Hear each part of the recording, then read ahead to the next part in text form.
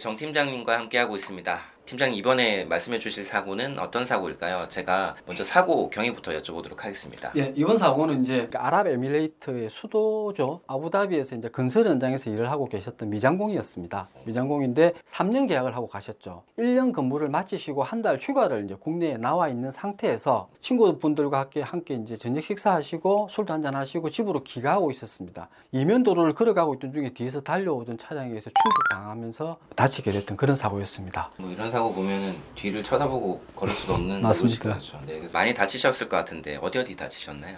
다친 거는 이제 다행히 넘어지면서 손으로 바닥을 짚으면서 손목뼈만 이렇게 골절이 됐던. 예. 다행이시네요. 네, 다행히 이제 오른쪽 손목뼈만 골절이 됐던 그런 사고였습니다. 근데 이제 미장공이신데 맞습니다. 손목을 다치셔서 좀 문제가 많이 생기셨을 것 같은데 예. 보험사고 어떤 부분이 쟁점이었습니까? 이제 그 손목뼈를 다치니까 이제 그 사실은 일을 할 수 없는 상황이 됐지 않습니까? 그러니까 이제 그 계약도 지금 유효하지 못했던 거. 그래서 이제 해외 그 계약이 파기가 되고 나가지도 못하는 상태였고, 여기서 이제 다행히 치료를 쭉 받고, 다행히 이제 그 다친 부위는 관절면을 침범하지 않는 부위라서 이게 나중에 크게 큰 장애는 남지 않을 거다라고 이제 의사 선생님이 다행히 얘기를 하셨고요. 치료를 쭉 받고 있고 이제 어느 정도 치료가 되고 나서 보험사가 이제 합의를 이제 얘기를 하게 되는 거죠. 문제는 보험사 입장에서는 건설 현장에서도 이제 여러 가지 일들이 있지 않습니까? 미장공도 있고 철골을 다루는 철골공도 있고 업종마다 이제 급여가 또 다 다릅니다. 이제 보험회사 입장에서는 건설 현장에 일을 한다고 하면 340만 원 정도 되는 그냥 일용임금으로, 일용임금이라는 거는 이제 건설 현장에서 짜투리 일을 하는 분들을 이야기를 하시는 거죠. 그 임금을 이제 다 적용을 하려고 애를 썼고요. 다행히 이분은 이제 미장공이라는 자료들이 많이 남아 있어서